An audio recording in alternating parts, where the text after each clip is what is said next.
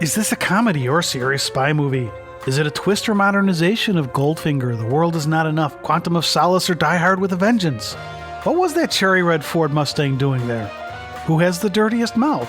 Who was the mole, if there is one? Why did this movie get an R rating in the US? We'll talk about these questions and more as we have our quick-fire, no-spoiler review of the just-released in the US movie, Operation Fortune, Ruse de guerre. Hi, this is Tom from SpyMovieNavigator.com and our Cracking the Code of Spy Movies podcast show. I've been waiting over a year for this one. Let's take a look to find out if it was worth it. So as with all of our quickfire reviews, our goal here is to talk a bit about the movie and if we think it's something you should spend your time and money to go see. We'll do this without spoilers so that if you want to go, we won't spoil anything for you. But we also hope to improve your viewing experience by giving you some hints as to what to pay attention to. So what is Operation Fortune, Ruse de guerre? Well, for one, it's a Guy Ritchie-directed movie starring Jason Statham, Aubrey Plaza, Cary Elwes, Hugh Grant, Josh Hartnett, Bugzy Malone, and Eddie Marsan. We'll talk more about each of these actors in a few minutes. But next, it is a spy movie. And finally, I found it very funny without it being an outright comedy or spy movie spoof. Now, as a spy movie, there is a search for a MacGuffin, of course, and here it's called The Handle. A team gets deployed to go retrieve it. Now, initially, they don't know what the handle is, and I wish they would have kept it that way. Kind of like the rabbit's foot in Mission Impossible 3, you never really knew what it was because it didn't really matter. Now, towards the end of this movie, they do tell us what this MacGuffin or the handle is. And with my tech background, let's just say I was underwhelmed with their explanation, even if it is topical. I won't spoil it, but really? And this is what they wanted to use it for? It just didn't work for me there. But I very much enjoyed Operation Fortune, but I thought the plot was weak, and it seemed to me to be a reworking of some James Bond or John McClane movies. The quest for finding the handle is given to a private organization hired by the government. That's the team Elwes, Statham, Plaza, and Malone are on. Besides Greg Simmons, who I'll talk about in a minute, there are at least two other billionaires in this movie, and I would say this movie does not portray billionaires in a very positive light. Okay, so let's get it out of the way up front and say that we liked Operation Fortune Ruse de guerre, but this feeling isn't shared by everyone. We've read many reviews of differing opinions. Also, when I left the theater, I asked a couple what they thought, and the woman said she really liked it. She thought it was really good. The man she was there with said, it did nothing for me. And that seems to be how the reviews have been going. It's either liked or people say meh. To me, I liked it. The plot to me was a little bit lame, but I really liked the movie. Also, for brevity, I'm going to call this movie Operation Fortune and lose the Ruse de guerre. That could come back to bite me down the road as they've set this movie up to be yet another attempt at starting a franchise. However, for this review, I'm going to call it Operation Fortune. So why did I say I liked it? Well, first and foremost for me, and I can't believe I'm saying this, was Hugh Grant. I've never been a fan of his, mainly because of the movies he was in. I didn't like the movies, so I didn't really like him. Well, in Operation Fortune, Hugh Grant blew me away. He was by far the best thing in this movie. He plays a billionaire arms dealer named Greg Simmons. He's a cad, especially to Aubrey Plaza's character Sarah, but Grant plays Simmons wonderfully. I've talked in the past about how I like characters that cannot be played too big or too over the top. Rhys Ifans as Rasputin in The Kingsman and the character of Adolfo in the stage musical The Drowsy Chaperone are two that I've previously mentioned. Well, add the character of Greg Simmons to that list. Well, at least the way Grant plays him. This is also a role that could have been played much smaller, but I don't think it would have been nearly as good. Grant's portrayal of Simmons gave him just enough slime with a certain amount of likability. That's hard to do for a role like this, but somehow Grant pulled it off. Simmons comes off as a guy you'd like to go and hang out with. He's a great sense of humor and has no problem with humor and saying more than he should. Well, you might want to hang out with him if you're a woman he doesn't find attractive or if you're a man. The problem is he constantly comes on to Sarah, even though she's there with another man. Simmons is funny at times, and I don't think that he realizes it all the time. And that's another thing that I liked about him.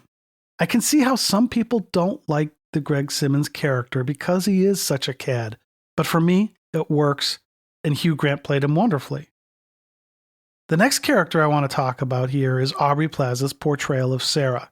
Sarah's the tech wizard on the team. All of these teams end up with a tech wizard, and Sarah's the tech wizard. She has a great wit, and Plaza plays the role very well, not surprisingly. Aubrey Plaza started out doing improv and sketch comedy at the Upright Citizens Brigade Theater, and that background shows here in Operation Fortune. She has many deadpan lines, and most of the dirty lines are hers, and she says some very crazy sexual stuff, and Aubrey Plaza just makes this work for the role of Sarah. Now, as the tech wizard, she does have the usual flaws I find in these roles. She of course can hack into anything. She leaves very few breadcrumbs to keep anyone from knowing she was there. And she somehow remotely copies an external hard drive while it's in a moving vehicle in almost no time at all. Now, maybe someone who watched this without a tech background would just accept all of this. However, I can't, and it does annoy me. And most of these spy movies do something like this, and it drives me nuts. All that said, that's what they did with their role, which is very common. And Aubrey Plaza plays the role quite well, in my opinion.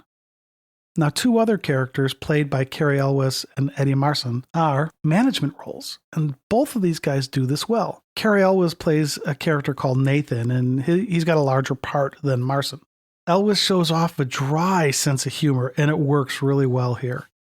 Marsan's role as Knighton is more serious as he's Nathan's boss. Now, when we talked about our podcast episode on the movie The Man Who Knew Too Little, we talked about how Marsan's early career had him playing thugs.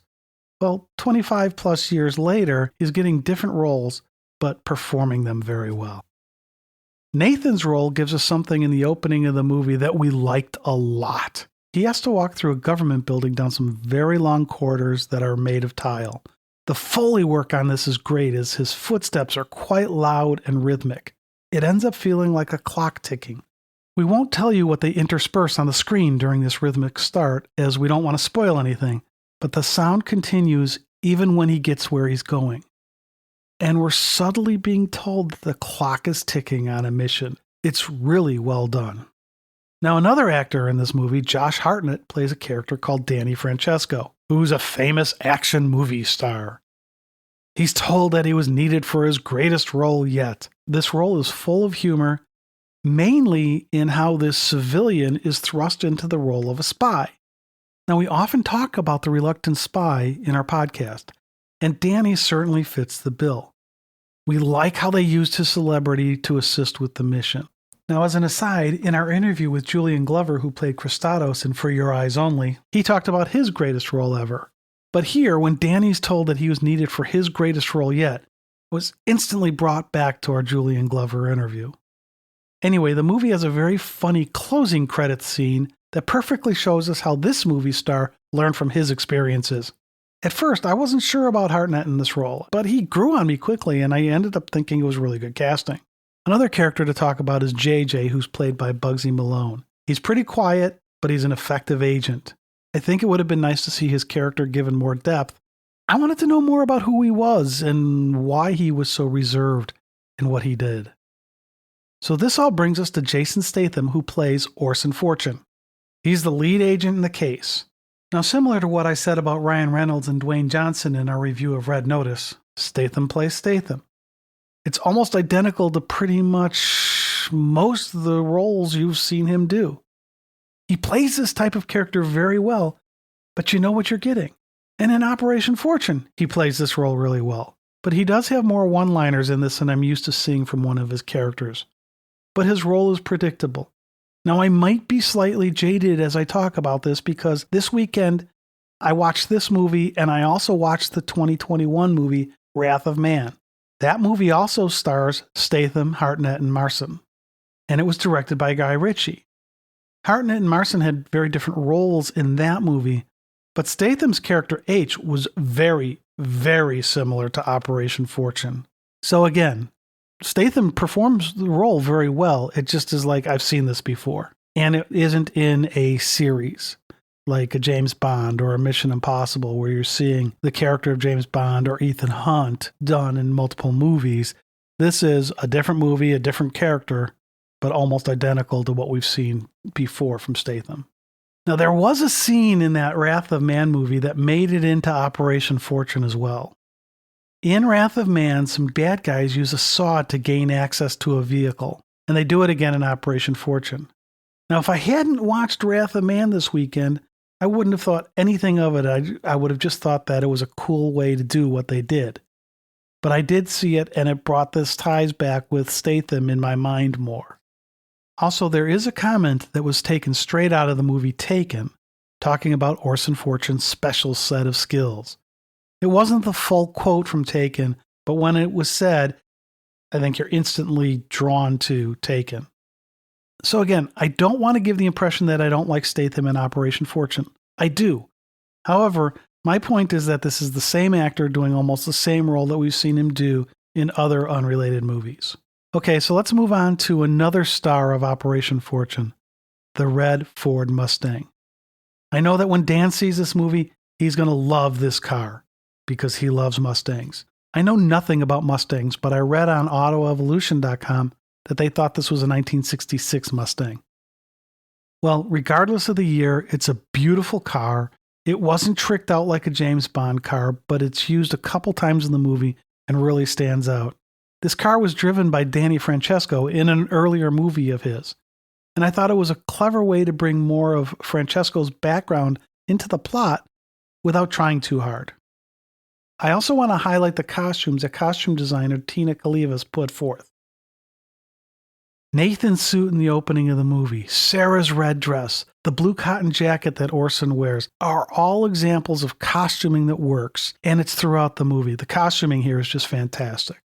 So now let's move on to the question of whether Operation Fortune is a comedy spy movie or a spy movie with humor.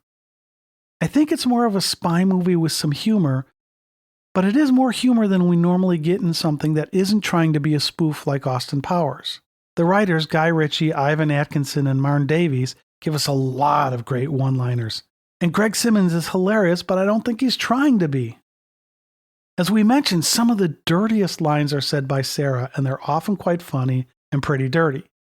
And I heard a lot of laughter in the theater while watching this, not just at Sarah's lines, but at most of the humor in the movie. Another thing I want you to watch out for while you're watching this movie has to do with a mole. Is there one? It almost seems like there is, and there are some comments about one. However, the way the movie plays out, it makes it hard to tell if there really was one. Now, I want to tread very lightly here as I want to keep this a no-spoiler review. However, keep your eyes and ears engaged to see if you can answer the question. Is there a mole here? Another topic to talk about here is that many spy movies are rated PG-13 in the US. So why did this one get an R rating? Mainly it was for the violence and the language. Some of the lines were raunchy, but I really didn't catch all that many swear words. Yes, there were some, but I didn't think it was too many.